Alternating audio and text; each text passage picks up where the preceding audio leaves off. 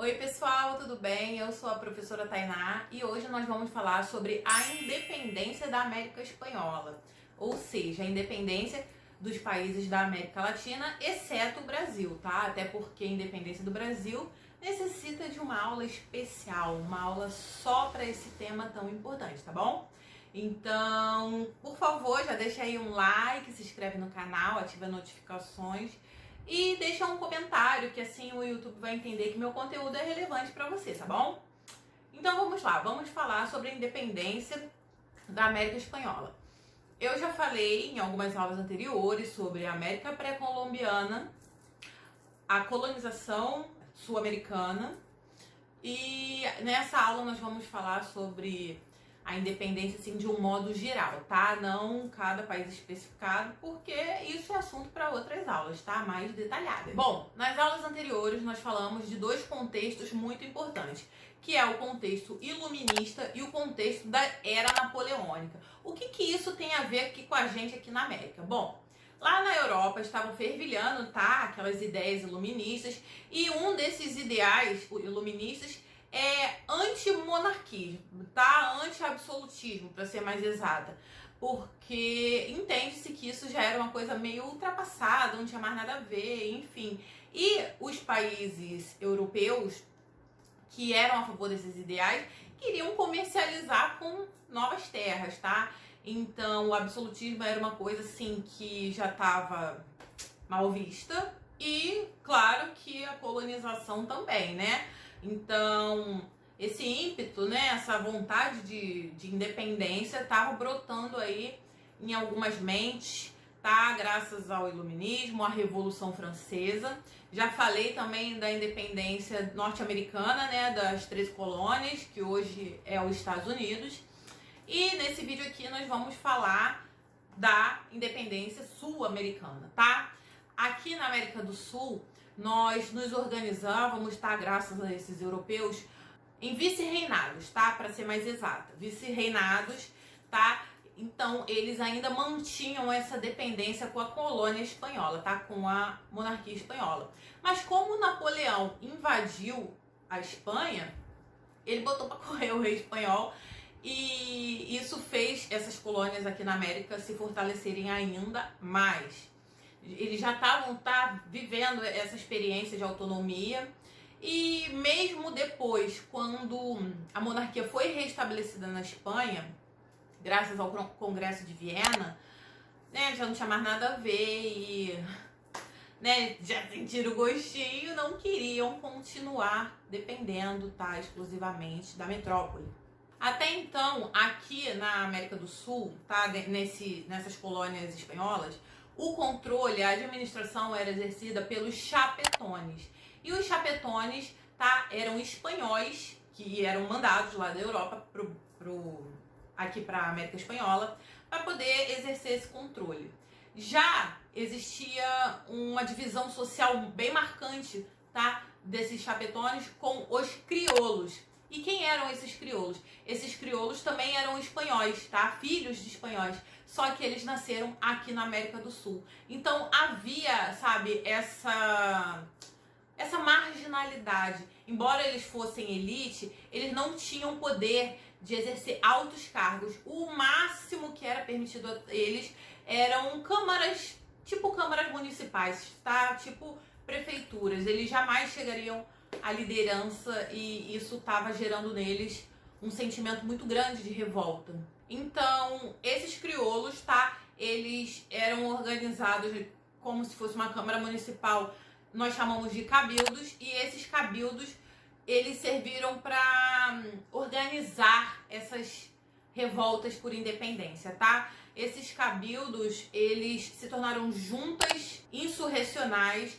Então, dessa maneira, acabou os crioulos se organizando para, né, botar os espanhóis para correr, o exército espanhol. Sendo que os crioulos tinham um grave problema, eles também não eram unânimes, tá? Eles não se uniam assim, sabe, de uma forma impetuosa, né? Eles também tinham rachas, e podemos dizer que os crioulos, eles eram divididos em 3 grandes grupos. Os que queriam uma autonomia, tá? Não uma independência total, eles queriam uma autonomia. autonomia de comércio e tudo mais, mas queriam continuar fazendo parte da coroa espanhola. Existiam os crioulos, que apoiavam a monarquia, ou seja, o rei que tinha sido deposto tinha o apoio desses crioulos, e existia um grupo menor, tá, ainda tímido, tá, que queria a independência total. Esse contexto que eu tô falando é por volta de 1814, 1815, tá bom? Nesse lelê aí já existia um movimento de independência no Chile, na Venezuela, na Bolívia, na Argentina, tá? Quer dizer, onde são esses territórios hoje em dia, enfim, mas ainda existia a repressão do exército espanhol.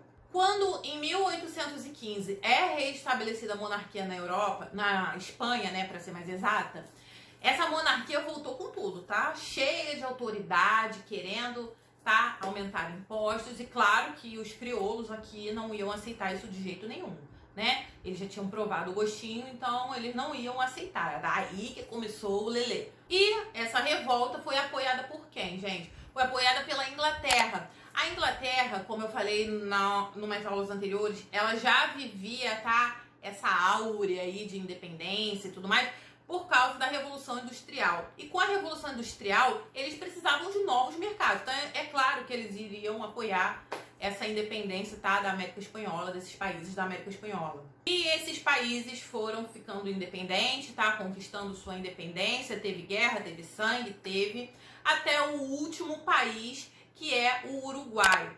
Na verdade, o Uruguai era uma região que havia muito conflito, ainda não existia um governo centralizado, estabelecido e reconhecido pelos outros países, tá? Essa região nós chamávamos de Cisplatina e teve guerra com o Brasil, tá? Quem brigava por aquele território era o governo argentino, junto com o governo brasileiro e também o governo paraguaio. Brigavam pelo território que hoje é o Uruguai, tá? Mas acabaram chegando a um consenso de que era melhor um país totalmente independente e que aquela região da Cisplatina não deveria pertencer a ninguém, tá? Mas isso é tema de outra aula, tá, gente? Eu só tô chamando a atenção para esse detalhe porque esse foi o último país da América Espanhola a se tornar independente, tá? Em 1828. Agora, não tem como falar desse assunto sem falar do principal líder, tá, que incentivou essa independência. Nós estamos falando de quem, gente? O grandíssimo Simão Bolívar, tá? Simão Bolívar apoiou essa independência do Uruguai, mas não só do Uruguai, mas de outros países também aqui da América Latina. Ele era um crioulo também, tá? Era uma liderança crioula e participou aí desse processo de independência, começando lá em 1810, na Colômbia, quando ele forma o Exército Libertador, tá? Então ele que botou a cara e até hoje ele é visto como um herói para alguns latino-americanos, tá?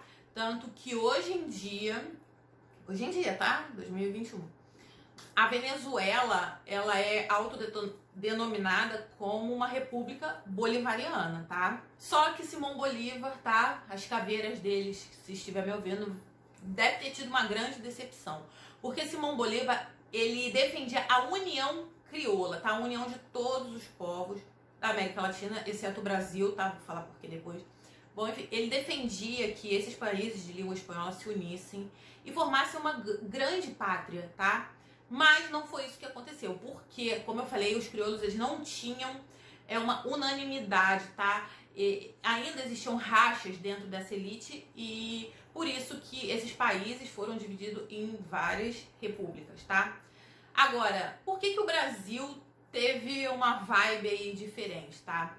O Brasil conseguiu se estabelecer como um país imenso, tá? Com um território imenso comparado a essas repúblicas, porque o Brasil teve uma monarquia, tá? Ele não foi um vice-reinado, ele foi um reinado, tá? Um império brasileiro. Quando a família real veio pra cá, talvez ela até teve tentativas de instaurar um vice-reinado, porém aqui foi declarada a independência, tá? Com Dom Pedro I, e Dom Pedro II conseguiu estabelecer de fato um reinado forte.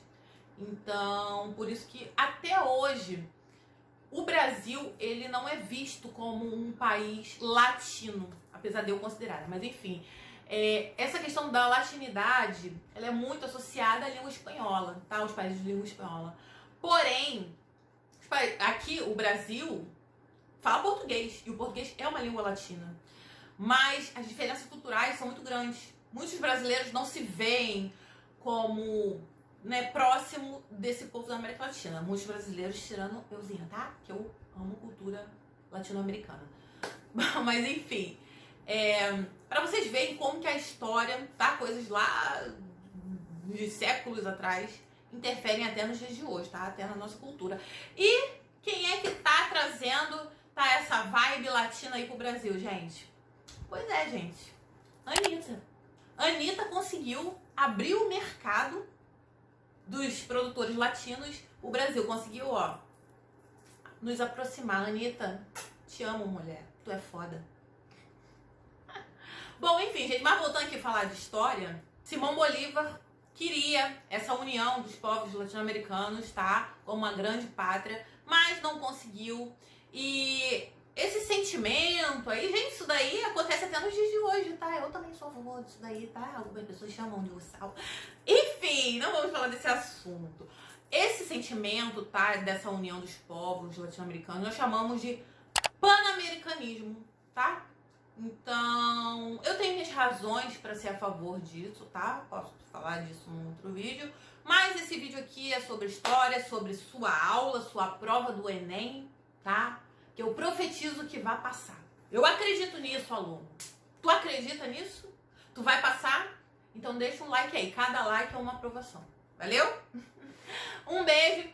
Tchauzinho. Espero que tenham gostado da aula. E até mais. Tchau, tchau.